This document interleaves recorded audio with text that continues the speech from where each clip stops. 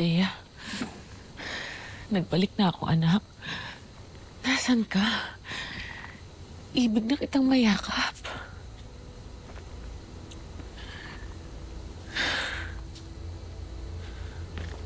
Ovlar. Hinahanap ko si Dea. Nakita niyo ba siya? Ano? Bakit hindi kayo makasagot?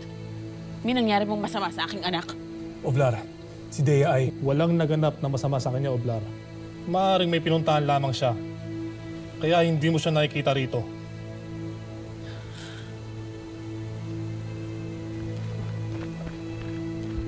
O manhin, Oblar. Pinapatawag ka ng mahal na Kera. Di mahalaga at siyang ipag-uutos sa atin. Tayo na.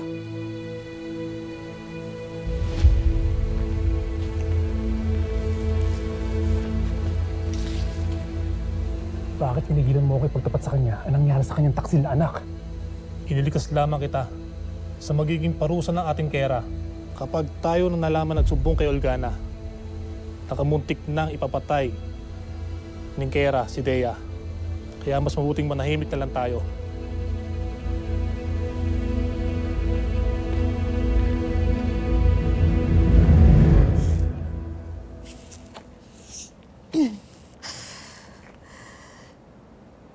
Kanina pa tayo nag-aabang, ngunit bakit parang walang nangyayari? Huwag, ano ba ito? Nangangawit na ako. Huwag kang pakatitiyak, Tera. Maaring bahagi ito ng pagsubok ng aking ada. Ang hintayin na mapagod tayo at saka ilalabas ang mga kalaban. Maghanda lamang kayo!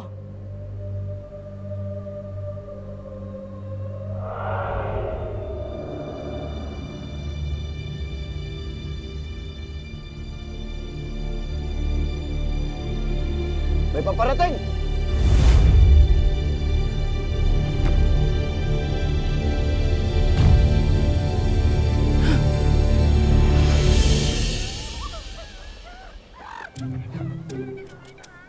Banak! Dakba! Kayo lamang pala yan. Pwede bang huwag niyo muna kaming gambalain? Kayo muna yung magsialis. Magmadali.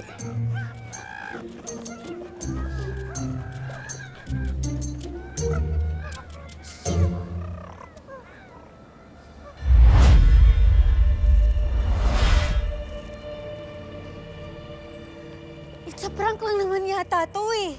Akala ko ba susubukin tayo ni Ashti? Bakit ang tagal?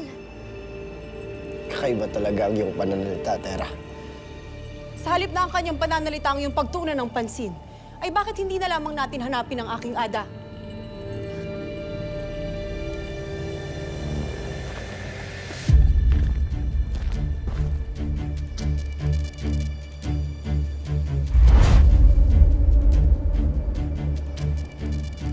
Hindi na kailangang hanapin pa ngayon. Naroon siya. Ashti. Ashti.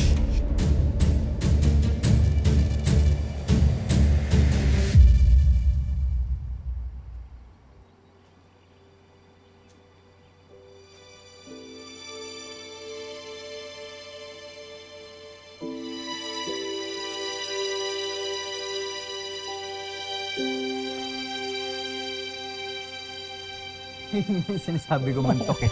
Ano ba yung Oy! Ano ito? Soldarius. Nasaan si Sangre Flamara? Naroon sila sa Ishne. Kasama ni Hara Pirena. Ngunit, para kay Sangre Flamara ba yung mga bulaklak na hawak mo? Kailangan pa bang itanong yan, Tokman? Soldarius, kung may pagtingin ka man kay Sangre Flamara ay mag-isip ka muna. Pagkat tiyak na kahaharapin mo ang maanghang at masasakit na dila ng kanyang nagliliyab na ina. Sangre Flamara, Sangre Flamara, para sa'yo. Para sa'yo, Sangre Flamara. Ganon. Para sa'yo, mantok at Tokman.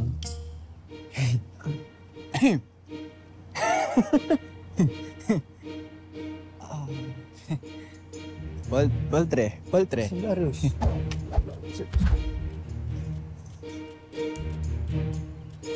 Munti ka na dun, mantok. Ito rin, Tukman. Matalim yun. Sobra. Anong ginagawa dyan ng iyong ada, Flamara? Hindi ko batid, Adamus. Ngunit lubos mong kilala ang aking ada. Kaya't esta secto! Pahihirapan tayo ng aking ada.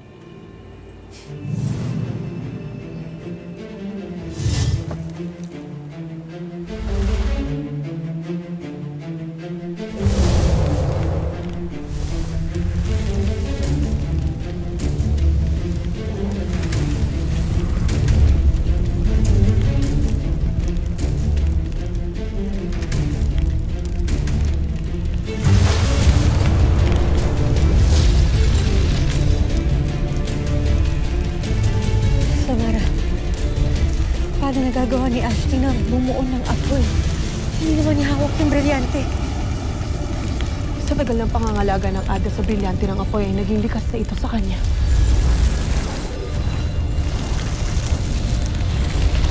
Mahigit na lalakas pa kapag hawak na niya ang brilyante. Magsipaghanda! Ngayon niyo ipamalas sa akin kung talagang karapat-dapat ba talaga kayo maging bagong tagapangalaga ng mga brilyante. At nang buong Encantadia!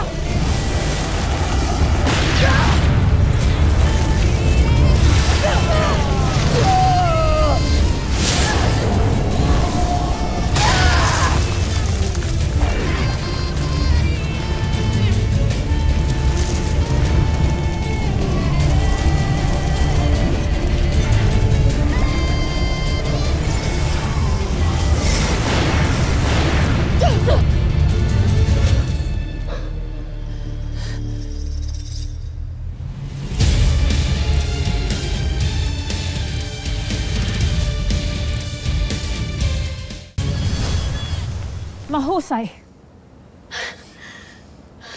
Nakuha niyo kaagad ang unang aral. Ang tunay na kapangyarihan ng mga brilyante ay nagmumula sa inyong pagkakaisa. Hanggat kayo ay magkakasama, lalong iigting ang inyong lakas. Sapagkat ang inyong kahinaan ay inyong pagkakawatak-watak.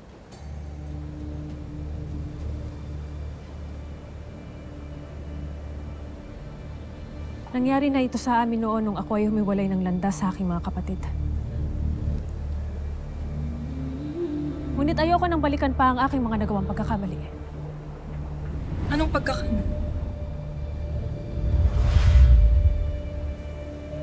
Ang pagkakamaling hindi mo na dapat tinatanong ka.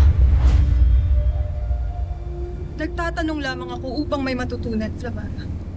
Sheda! Magsitahimik kayong dalawa!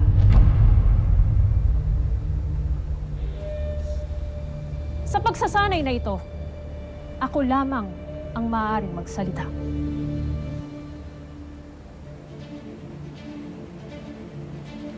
Basta't huwag kayong tutulad sa akin. Huwag niyo sanang tahakin ang madilim na landas na puno ng galit, inggit at paghihiganti, pagnanakaw sa mga bagay at kayamanan na pagmamayari ng Encantadia. Sapagkat ang isang tunay na pinuno ng ating lupain ay hindi isang sukab, makasarili at tuso. Hindi iyan ang mga katangian ng tapat at tunay na tagapangalaga ng mga brilyante.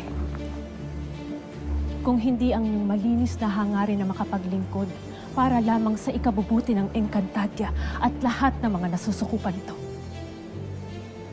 Ang inyong nagkakaisang malinis na hangarin ang lakas na makadadaig sa ating mga kaaway. Ngunit huwag niyo rin kalimutan na ang bawat isa sa inyo ay may natatanging kapangyarihan. At iyan ang susunod kong ibabahagi sa inyo.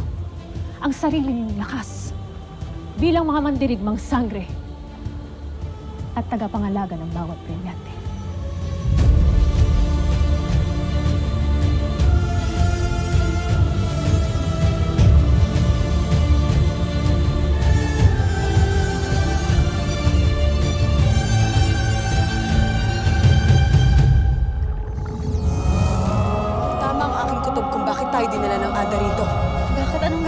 Ashti.